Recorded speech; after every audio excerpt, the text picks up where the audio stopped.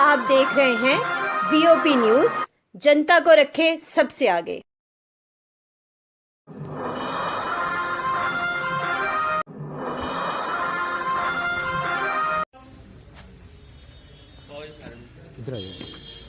आपका वेलकम है जनाब। बंद है, उसकी क्या हालत है वो भी आपसे कहें। आज जो मैं बात करने जा रहा हूँ, खासकर एक बहुत बड़ी साजिश और हुई इस नए साल। हम ये उम्मीद कर रहे थे कि ला के रखा है और जो अपर कास्ट के जो मुलाजिम यहाँ की पूरी डिस्टार्ट हुई है, तोशाखाना किया। आर्काइव 300 साल पुराना रिकॉर्ड यहाँ फाइलों में बंद है, उसकी क्या हालत है वो भी आपसे कहें। आज जो मैं बात करने जा रहा हूँ, खासकर एक बहुत बड़ी साजिश और हुई इस नए साल। हम ये उम्मीद कर रहे थे कि अब ये हमारी स्टेट तो तोड़ी, यूनियन टेरिटरी बनाई, लेकिन इस वायदे के साथ कि यहाँ जो तोड़ फोड़ हो रही है अब हम नहीं होने देंगे। पर हमारे साथ बहुत बड़ा एक ज़बरदस्त एक अटैक हुआ है हमारी संस्कृति पर, हमारे ट्रेडिशन पर, हमारे कल्चर पर, हमारे आर्ट पर। आपने 7 तारीख की प्रेस कॉन्फ्रेंस IIT जो इंस्टीट्यूट है उसके चेयरमैन, उसके डायरेक्टर, उसके रजिस्ट्रार, उसके डीन एकेडमिक जो हैं उनकी तरफ से उन्होंने प्रेस कॉन्फ्रेंस यहाँ पर एड्रेस की है। आपको सारा पता है क्योंकि आपने वो अटेंड की होगी। उसमें उन्होंने ये कहा कि हम 9 जनवरी को इसी 2021 में, कल की जो बात है, 9 जनवरी को IIT के जो मेरिटोरियस स्टूडेंट्स हैं डिफरेंट विंग्स के, हम ये कन्वोकेशन करने जा रहे हैं, उनको डिग्रीज देंगे, ऑनर करेंगे। और ये लफ्ज़ यूज़ किए उस चेयरमैन ने, IIT के लोगों ने। उन्होंने कहा कि यहाँ से जो ट्रेडिशनल ड्रेस था, जो कन्वोकेशन रोब थी, पगड़ी थी, वो इसलिए थी कि डोगरा रूलर्स ने यहाँ पर एजुकेशन सिस्टम बनाया, कॉलेजेस बनाए, यूनिवर्सिटियाँ बनाई, और कन्वोकेशन में उनको याद किया जाता, और ट्रेडिशन कायम रखे जाते थे। सैफरन पगड़ी होती थी और गाउन होता था। और इन्होंने प्रेस कॉन्फ्रेंस में कहा कि जहाँ जम्मू कश्मीर के कल्चरल हेरिटेज को देखते हुए हम पकोला कैप रख रहे हैं, जो जिसका ओरिजिन अफ़गानिस्तान में है, और जो ओसामा बिन लादेन पहनता है, जो ये हफीज सईद पहनता है, लखी पहनता है, जो मिलिटेंट्स हैं वो पहनते हैं, वो हमारे यूथ को और हमारे एजुकेशंस को वो पहनाई जाएगी, ये कहा। और दूसरा, रोब चेंज करके वहाँ एक फिरन रखी जाएगी, और फिरन जो है ये गाउन है, ये घर में पहनी जाती है, शादियों में पहनी जाती है, लेकिन ये वहाँ का ये ड्रेस नहीं था, ये रोब नहीं था, रोब का हिस्सा नहीं था। तो ये उन्होंने कहा। उसके बाद हमारे डोगरा सदर सभा के अंदर यहाँ भूचाल आ गया, इतनी दुनिया यूथ दौड़ता आया कि हमारे ये उन्होंने कहा है कि जम्मू कश्मीर के आर्ट एंड कल्चर को सामने रखते हुए हम ये ट्रेडिशनल सिस्टम चेंज कर रहे हैं। हालांकि कश्मीर यूनिवर्सिटी के, जब जम्मू कश्मीर कच्ची यूनिवर्सिटी थी तब भी वही ड्रेस थे, वो ट्रेडिशनल ड्रेस चले आ रहे हैं, फाउंडर्स ने जो बनाए थे। और इन्होंने उसके साथ छेड़खानी की और यहाँ पर शोर पड़ा। और मैंने यहाँ से फिर सोशल मीडिया से मैं शुक्रगुजार हूँ जनरल गोवर्धन सिंह, कर्नल शाही, गंभीर देव सिंह, जिन्होंने टेलीफोन पर और सोशल मीडिया पर शोर मचाया कि ये लोग तो तड़प रहे हैं, ये क्या हो रहा है। जम्मू के अंदर IIT इंस्टीट्यूट जो है उसके अंदर ये हो रहा है। इतना ज़बरदस्त एक इंट्रिग इसके पीछे थी, कॉन्स्पिरेसी थी कि जम्मू का यूथ भड़का दो और यहाँ भी आग लगाना शुरू कर दो। इसलिए हमने फिर दिल्ली में ये कहा, और मुझे खुशी है, मैं शुक्रिया अदा करता हूँ डॉक्टर जतिंदर सिंह का। उनकी इंटरवेंशन से इन्होंने कहा रात को कि हम वो हटा रहे हैं और हम ट्रेडिशनली रखेंगे।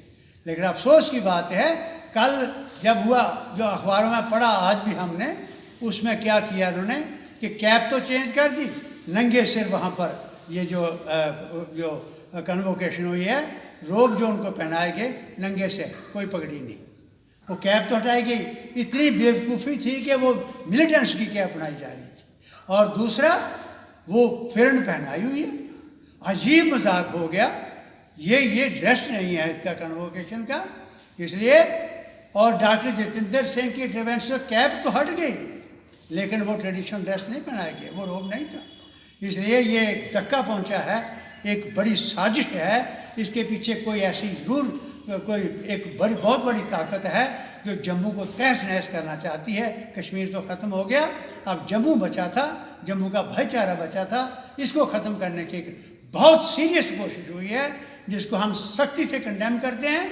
जहाँ जितेंद्र सिंह का शुक्रिया अदा करते हैं, वहाँ लेफ्टिनेंट गवर्नर साहब को और उनको मैं कहना चाहता हूँ, प्रधानमंत्री को कहना चाहता हूँ कि उनके इंटरवेंशन का असर देखो, कैप हट गई, बाकी नहीं हटा। इसका और मैं मांग कर रहा हूँ लेफ्टिनेंट गवर्नर साहब से और यूनियन गवर्नमेंट से और डॉक्टर जितेंद्र से कि एक ज़बरदस्त इंक्वायरी यहाँ बिठाई जाए। इसके पीछे था कौन? क्योंकि ये लोग तो 3-4 बाहर के थे जिन्होंने ये उनको बताया कि ये कल्चर की चीज़ नहीं है, ये जो यहाँ कन्वोकेशन में ड्रेस पहनाए जाते हैं, पगड़ियाँ पहनाई जाती हैं, इनको हटा दो। ये कौन था? किसने करवाया उनको? अब वो भी इस तरीके से घूम रहे हैं। तो हमारी मांग है डोगरा सभा की, एक तो इस साजिश को नंगे करो, क्योंकि ये बहुत बड़ा यूथ पर हमला है, यूथ को भड़काने की साजिश है, जम्मू सूबे को तबाह करने की साजिश है।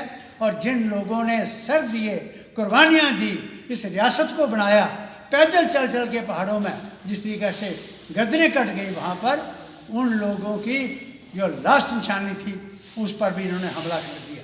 इसलिए एक मांग तो हम ये कर रहे हैं, और दूसरा ये कर रहे हैं कि इंश्योर करें, लेफ्टिनेंट गवर्नर जो हैं वो चांसलर हैं यूनिवर्सिटियों के, इंश्योर करें कि जम्मू कश्मीर के अंदर जितनी यूनिवर्सिटियाँ हैं वो ये ट्रेडिशनल ड्रेसेस, ट्रेडिशनल हमारे कल्चर की जो शनाख्त है हमारी, इसको बचाए रखें और एक सख्त ऑर्डर करें कि nobody can replace these ropes, और आइंदा के लिए इस किस्म का खिलवाड़ कोई ना करे। ये मैं आपके माध्यम से इन तक कहना चाहता हूँ। और जम्मू के तमाम बाशूर लोगों से, नेताओं से मैं रिक्वेस्ट करना चाहता हूँ कि आंखें खोलो, यहाँ कुछ होने वाला है। यहाँ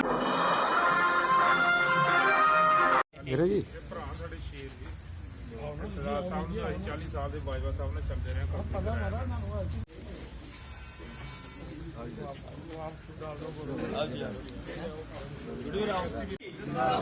जम्मू कश्मीर अपनी पार्टी जिंदाबाद, जम्मू कश्मीर अपनी पार्टी जिंदाबाद, जनाब अल्ताफ बुखारी साहब जिंदाबाद।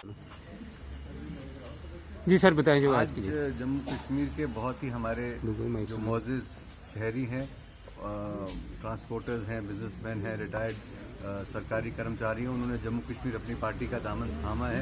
अल्ताफ बुखारी साहब की क़यादत में जम्मू कश्मीर अपनी पार्टी का जो दामन थामा है, उनकी लीडरशिप में विश्वास जताते हुए और जो नई राजनीति, जो एक डेवलपमेंट की, एक बदलाव की राजनीति बुखारी साहब ने जम्मू कश्मीर की रियासत में शुरू की है, जम्मू कश्मीर अपनी पार्टी के को लॉन्च करके उसको जो समर्थन, अपार प्यार जो जम्मू कश्मीर के लोगों का मिल रहा है, उसका एक ही कारण है कि ये जम्मू कश्मीर को जोड़ने की बात करते हैं।